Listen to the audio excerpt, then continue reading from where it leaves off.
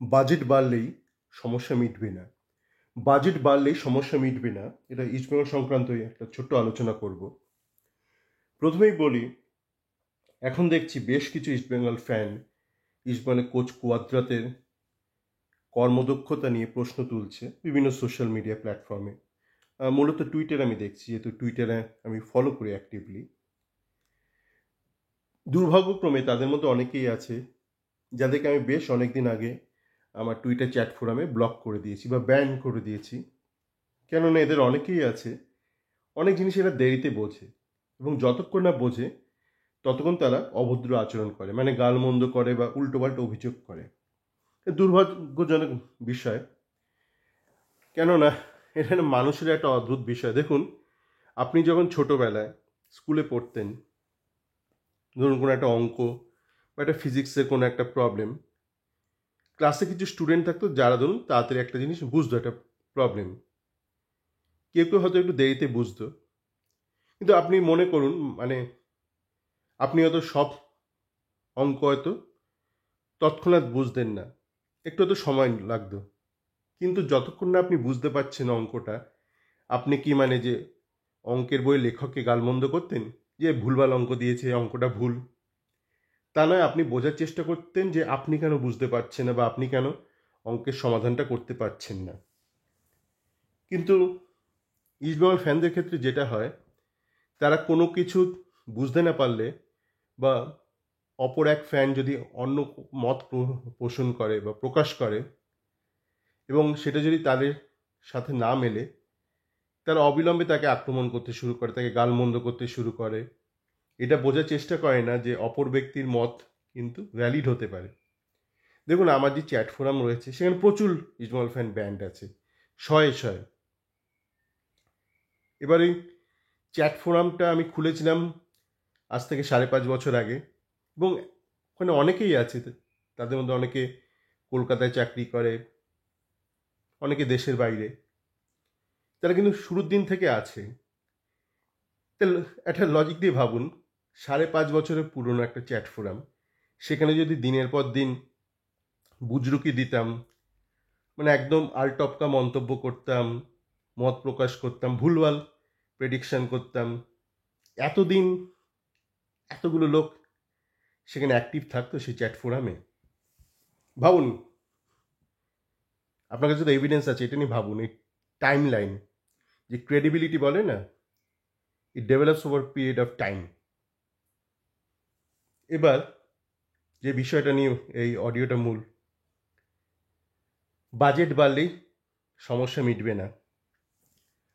আমি দেখছি বিভিন্ন ইস্টবেঙ্গলের যে চ্যাট ফোরাম বা ইউটিউবে যেসব টক শো হয়, সেখানে ম্যাক্সিমাম অ্যাঙ্কার বা যারা পার্টিসিপেন্ট ইস্টবেঙ্গল ফ্যান, তারা বলছে ইস্টবেঙ্গলের বাজেটটা বাড়ানো দরকার, বাজেট বাড়লেই সমস্যা মিটবে, আমরা আইএসএলে টপ টিম হতে পারবো। আনফর্চুনেটলি নয়, সেটা হবে না। শুধু বাজেট বাড়লে আপনার সমস্যাটা মিটবে না। কারণটা একটু বলি, শুনুন যদি শোনার ইচ্ছে হয়। ধরুন, সামনের মরশুমে ইমামি এবং বাকি যত সহযোগ যারা কন্ট্রিবিউটার আছে, তারা ইস্টবেঙ্গলের বাজেটটাকে সুপার জায়েন্টের সমান করে দিল বা সুপার জায়েন্টের থেকে বাড়িয়ে দিল ধরলাম। সে টাকাটা দিয়ে আপনি করবেন কি? প্লেয়ার কিনবেন, তাই তো? কিছু বিদেশি, কিছু স্বদেশি। স্বদেশি প্লেয়ার আপনি কোত্থেকে কিনবেন? মানে কে আপনাকে স্বদেশি প্লেয়ারটা দেবে? তার কারণ এটা কিন্তু ইন্ডিয়ান ফুটবল, এটা ইউরোপ নয়। ইউরোপে এজেন্ট প্রথা বহুদিন ধরে রয়েছে, ট্রান্সফার ফি সিস্টেম বহুদিন ধরে রয়েছে। সেখানে একটা ক্লাব যদি প্রচুর ট্রান্সফার ফি অফার করে কোনো একটা প্লেয়ারকে আরেকটা ক্লাবের মারফত, তখন সেখানে একটা অলিখিত একটা নিয়ম আছে বা একটা সমাজ ব্যবস্থা আছে সেই ফুটবল সমাজে, যে সেই প্লেয়ারটাকে ছেড়ে দেয় সেই ক্লাব, মানে জোরাজুরি করে না। ইন্ডিয়ায় কিন্তু এই এজেন্ট সিস্টেম অতটা এস্টাবলিশড নয়। মানে নিতুবাবু যতই নিজের ওই খেলা প্রতিবেদনে এজেন্টদের গালমন্দ করে থাকুক যে এজেন্টরা এটা ওটা গছাতে চেষ্টা করে, এজেন্টরা কিন্তু অতটা ক্ষমতাবান নয়। এজেন্টদের ক্ষমতা পাতে সময় লাগে, কেন ইউরোপে বহুদিন ধরেই ট্রান্সফার এই ব্যাপারগুলো রয়েছে, এজেন্ট সিস্টেম। তো আপনি ধরুন প্রচুর টাকা অফার করলেন মোহনবাগানের কোনো এক এস্টাবলিশড প্লেয়ারকে, মোহনবাগান ছাড়বে না তাকে, কোনো ক্লাবই ছাড়বে না। আপনি ওই এটা ওটা বলতে পারেন যে অফার করলাম হইচই করতে পারেন, আপনার পরিচিত বিভিন্ন ফ্যান ক্লাব বা যেসব নিউজ পোর্টাল তাদের মারফত বলতে পারেন ইস্টবেঙ্গলে কে এত অফার করেছে, এত ট্রান্সফার ফি, ছাড়বে না। আপনি কাদেরকে নিয়ে এসছেন? প্রভশুকান গিলকে আগের বছর এনেছিলেন, তাই তো? প্রভশুকান গিল কিন্তু ন্যাশনাল টিমের গোলকিপার ছিল না। এখন ঘটনাচক্র ভালো গোলকিপিং করেছে। তার আগের মরশুমে ধরুন মহেশকে তো খরচের খাতায় ছিল। মহেশ কোনো এস্টাবলিশ প্লেয়ার ছিল না, মহেশকে ডেভেলপ করেছিল আপনার স্টিফেন কনস্ট্যান্টাইন। আপনাকে কিন্তু মানে কেউ ভালো প্লেয়ার ছাড়বে না। এবং ভালো আপনি যদি বলেন তাহলে ফ্রি এজেন্ট আপনি পাবেন না। কেন বলছি? এই নিতুরা বা ম্যাক্সিমাম ফ্যান এখনো সেই পুরনো যুগে পড়ে আছে, সেই ন্যাশনাল ফুটবল বা আই লিগের টাইমে। ওই আইএসএল শুরুর আগে বা আইএসএল শুরু কিছুদিন পর অবধিও যে প্লেয়ারদের সাথে চুক্তিটা হতো না, ম্যাক্সিমাম 1 ইয়ার হতো, তখন ওটাই প্রচলন ছিল, 1 বছরের চুক্তি। তো সেই ধরুন যে এই বছর হঠাৎ করে জেসিডি ফাগুয়ারার যে মালিক ভাবলো এই বছর আমি প্রচুর বাজেট দিয়ে টিম করব, সেই বছর প্রচুর টাকা নিয়ে বেরোলো বাজারে, সবাই তখন ফ্রি এজেন্ট। ওই কেন, সবারও 1 year contract, so technically everyone is free agent. তো তুলে নিল, বাইচুংকে নিল, কার্লটন চ্যাপম্যানকে নিল, জো পালাঞ্চেরিকে নিল, আইএম ভিজানকে নিল, দুর্ধর্ষ টিম করলো। তারও কয়েক বছর বাদে মাহিন্দ্রার মালিক আনন্দ মাহিন্দ্রা যখন ভাবলো প্রচুর বাজেট নিয়ে টিম করব, টাকার থলি নিয়ে বেরোলো, দেশের সমস্ত সেরা প্লেয়ারকে তুলে নিল। ডেম্পো একই কাজ, কিন্তু সেটা সেই সময়। এখন আপনি 2024-এ রয়েছেন, এখন লং টার্ম কন্ট্রাক্ট, 3 বছরে, 4 বছরে, 5 বছরে। আর ফ্রি এজেন্ট ওটা কখনোই হবে না ভালো প্লেয়ারদের ক্ষেত্রে। কেননা ভালো প্লেয়ারদের ধরুন, আপনি নিজের কথাই ভাবুন, আপনি ধরুন মহেশকে একটা 3 বছরের চুক্তি করলেন, চুঙ্গাকে 3 বছরের চুক্তি করলেন। এবার মহেশ যদি ভালো খেলতে শুরু করে, আপনি কি করবেন? 2 বছরের পর থেকেই মহেশকে চাপ দেবেন, মানে ওর চুক্তির 1 বছর শেষ হওয়ার 1 বছর আগে থেকে ওকে চাপ দেবেন যে ভাই তুমি সই করো। এবং মোটামুটি একটা সম্মানজনক একটা টাকা আপনি অফার করবেন যদি সেই প্লেয়ারটা ভালো খেলে।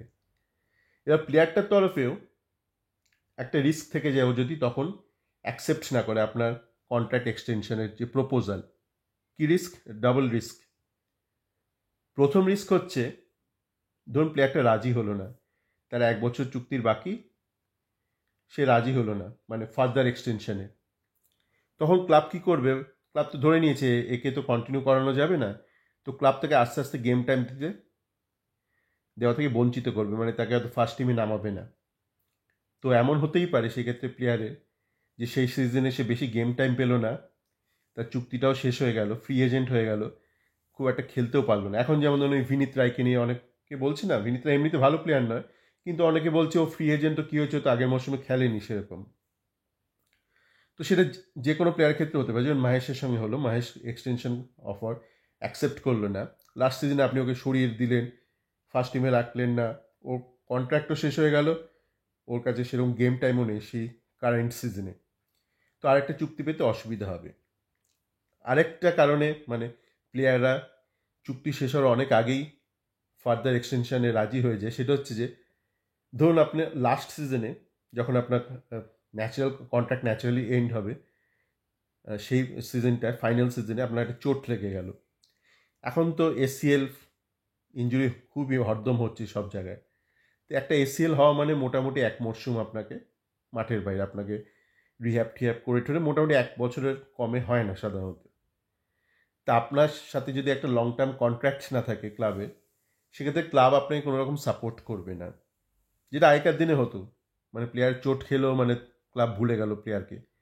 সুভাষ ভৌমিকের হয়েছিল না, সুভাষ ভৌমিক যখন মোহনবাগান থেকে ইস্টবেঙ্গলে এলো, ওকে বাতিল ঘোরা, কেন ওর পায়ে চোট ছিল, তখন তাই মোহনবাগান বার করে দিল। কে এইসব চোট সারাই করবে? তো প্লেয়ারদের কিন্তু খুব ক্লাবের সাপোর্টটা লাগে, টেকনিক্যাল সাপোর্ট, মোরাল সাপোর্ট, সব কিছু রিহ্যাব করতে।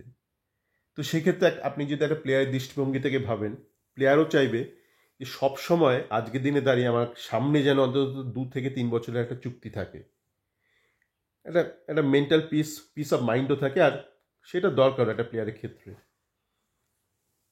তো সেই ধরুন আপনি ভালো প্লেয়ারদের কখনোই ফ্রি এজেন্ট হিসেবে পাবেন না, যতই আপনাকে টাকা দেওয়া হোক, বাজেট বাড়ানো হোক।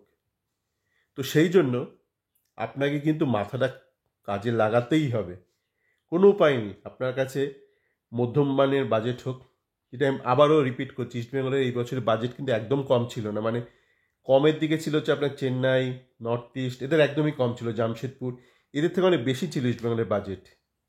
তা সত্ত্বেও ইস্টবেঙ্গল বাজে রেজাল্ট করেছে। পাঞ্জাবেরও অনেক কম বাজেট ছিল ইস্টবেঙ্গলের থেকে। ইস্টবেঙ্গলের মোটামুটি মানে মাঝারির থেকে বেশি ছিল বাজেটটা, তা সত্ত্বেও পারেনি এরা ঠিকঠাক করে বাজেটের সদ্ব্যবহার করতে।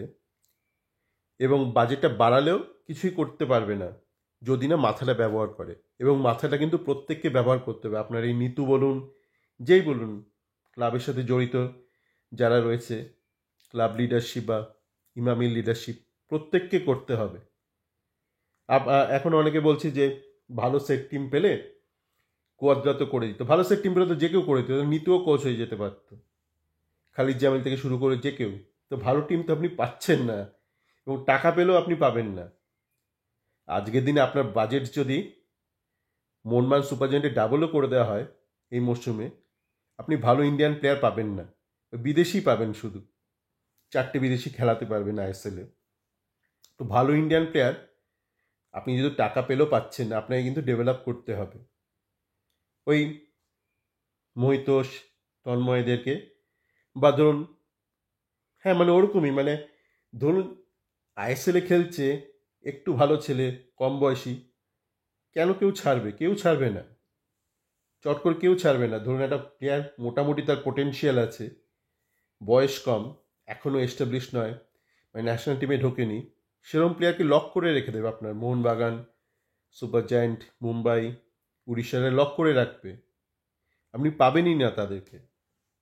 তো আপনাকে কিন্তু ওই শুরু করতে হবে, মানে ওই অল্প বয়সী ছেলেদের নিয়ে তাদের ডেভেলপ করতে হবে। তো মানে বেসিক্যালি আপনার মাথাটা খাটাতে হবে, এবং এমন কোচকে লাগবে যে কিন্তু এই কাজটা করতে পারে। পরীক্ষায় ফার্স্ট হওয়া, টুর্নামেন্ট জেতা, it's an outcome of series of good activities that you do.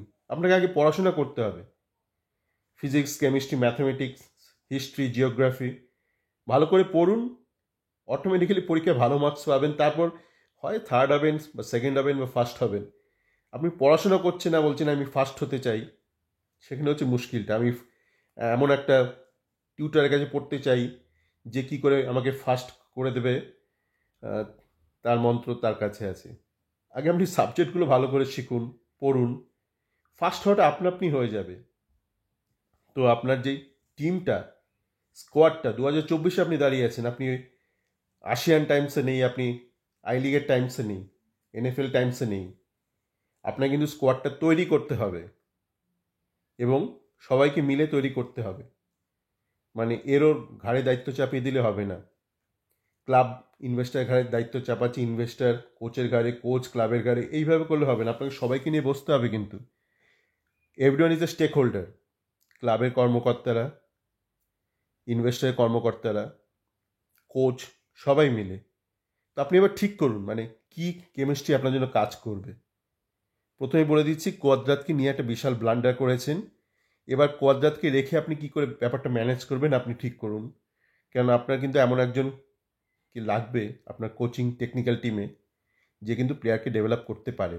কেননা ওই যে বললাম, প্রচুর টাকা দিলেও আপনাকে এই মুহূর্তে কোনো ক্লাবই ন্যাশনাল টিমের দারুণ কোনো ছেলেকে ছেড়ে দেবে না, প্রতিভাবান ভালো ছেলেকে কেউ ছাড়বে না।